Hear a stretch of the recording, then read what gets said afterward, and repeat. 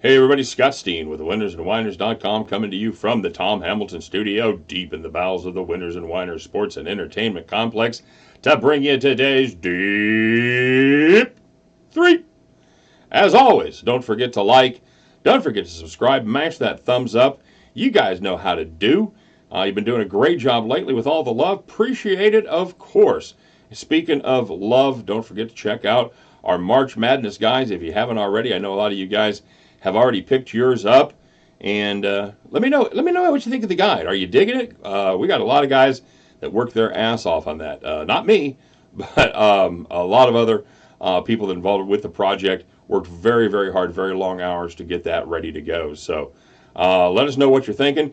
It's just $19.97 if you haven't picked yours up already. It's over 150 pages, chock full of information, everything you'd ever want to know, and probably some things you even didn't even know you wanted to know about all the teams involved in this year's big dance. So pick that up and check it out, won't you? Just head over to Winners and Whiners or statsalt.com, click on the link, or I will put the link one more time in the description of the broadcast here, and you guys can pick that up. All right. So again, a couple shameless plugs. Don't forget to check me out on Tom Barton's radio show. I'll take that bet. Tom Barton, if you're not familiar with him, you should Google him because he actually has the moniker of the Honest Handicapper, which I've loved him for a long time. I was lucky enough to have him on my podcast last year, doing a little football, doing a little baseball, and he's a great cat. I'm looking forward to being on his show and talking about everything going on with the NCAAs. So tune in. It's Long Island News Radio. You can catch it on the internet. If you're not within shouting distance there of Long Island, it's on from 5 to 6 Eastern time. I should be on somewhere in the neighborhood about 5:25. So check that out. And shortly thereafter, me and new Scott Reichel, will be doing allegedly. If you guys know my technical limitations, I never say I never bank on anything until it's done. But we are going to give it a shot to do a live broadcast with the two of us talking all things NCAA, taking questions from you guys. So make sure you check that out. Don't know the time on it yet. We'll send out an alert. You guys should be able to know when we're live. I'm thinking it's going to be like early evening. Let's say somewhere in the neighborhood of 8 o'clock Eastern time. So maybe if I know you'll be watching games because you're going to have action. So just mute the sound for a little bit and listen to me and Scott yak as we get everybody set up. So there we go. Oh, of course, don't forget to check out the websites, Winners and Whiners, statsalt.com.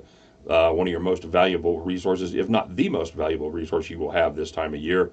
And people are crushing it over at the website. We are getting all kinds of record traffic as we remain number one in predictive analysis for daily sporting events. That is something we're very proud of, and we worked a long time to get there, and we ain't giving it up. So we're number one. That's right. All right. Oh, and lastly, most importantly, let us know what you're playing. Tell me if you're tailing me. Tell me if you're fading me.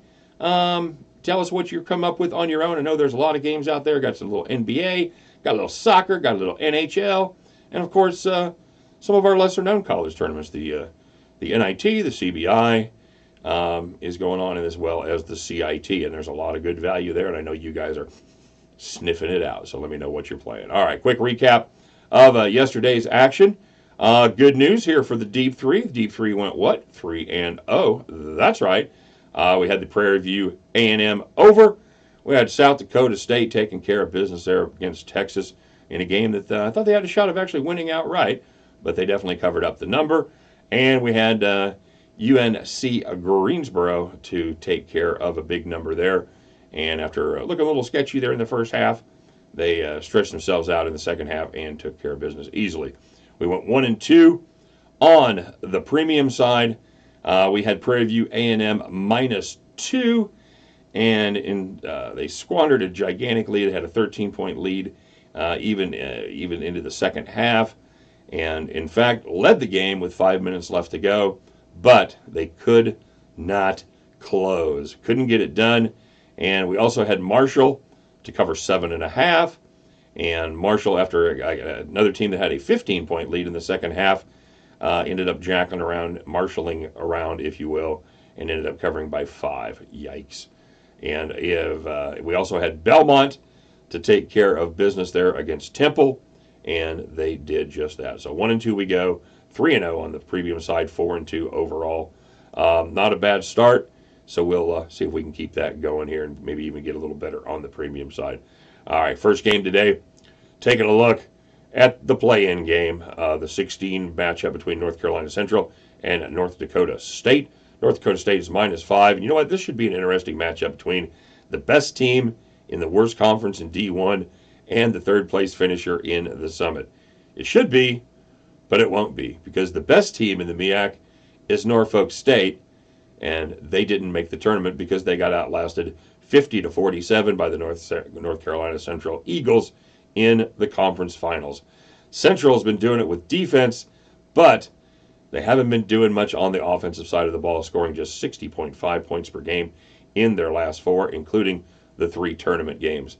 You know what? That's not going to work against a Bison team that shoots 36.3% from deep and puts up over and it scores over 10 threes a night. They're going to need points, and I don't know where they're going to find them. I think the Bison stampede right here and take care of business.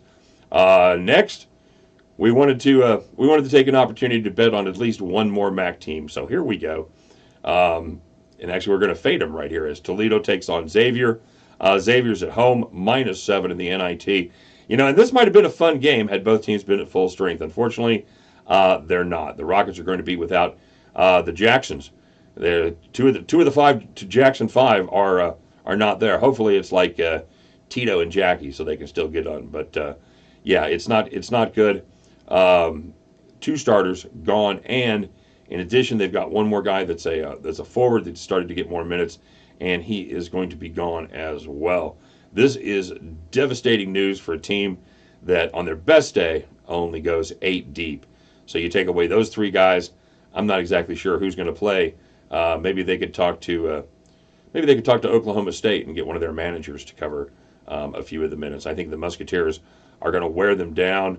They're at home. The crowd helps. And I think in the end, the Xavier Musketeers pull away from a much weakened Toledo Rockets team. And finally, taking a look at another game in the great state of Texas. It's the battle for Texas as Sam Houston State travels up to Fort Worth to take on the TCU Horny Frogs. Sam Houston State, the Bearcats, finished first in the Southland before bowing out of the conference semifinals to New Orleans in, well, coincidentally enough, New Orleans. Only 6 teams in the country cover at a better rate than Sam Houston, and they are no stranger to covering as a dog. They've beaten the number 8 of 11 times as an underdog, including a perfect 4-0 when their opponent was favored by double digits. You know what? Last night we saw one Texas team who did just enough to win and did not cover. I think we got part due right here.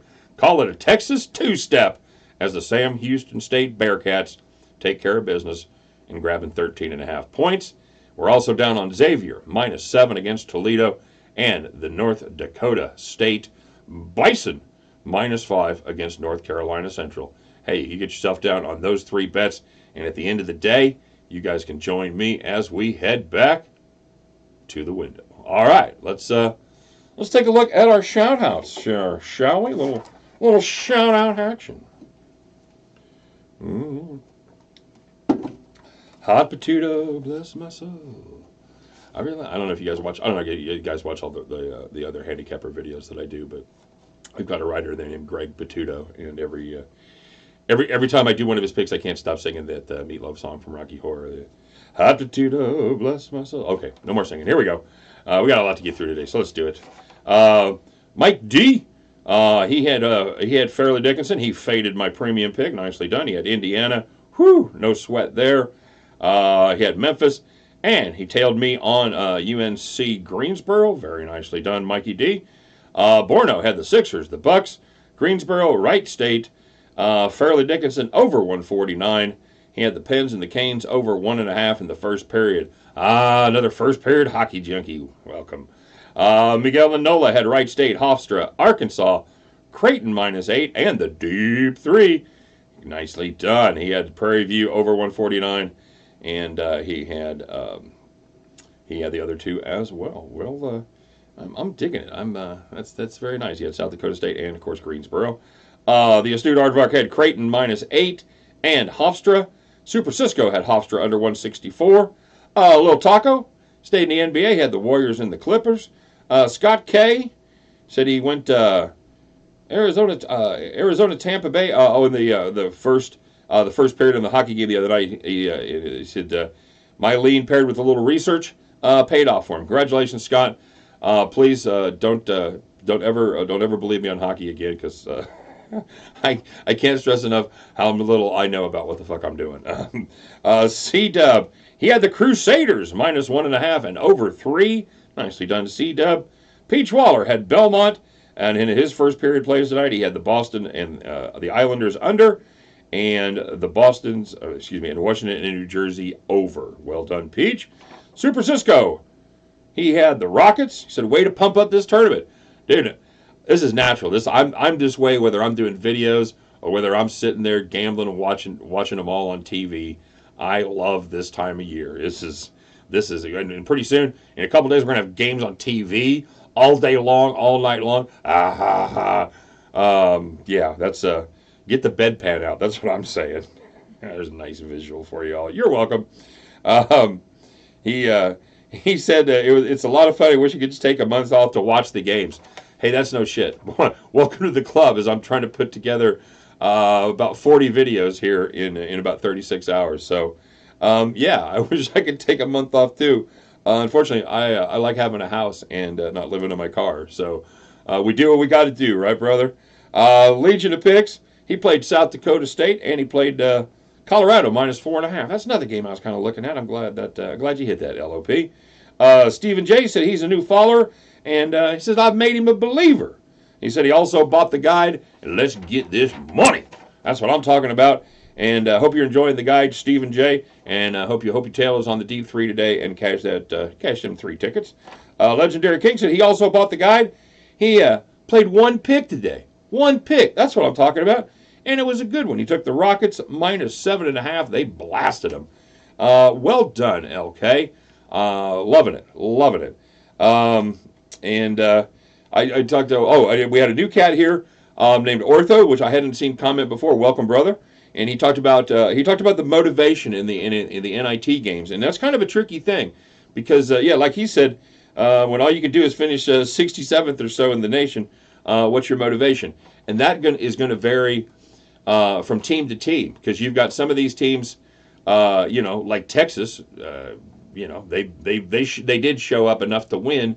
But they're not into it. That's South Dakota State, man. That's everything to them. They're trying to make their case for recruiting. And they're getting a little national exposure. So yeah, I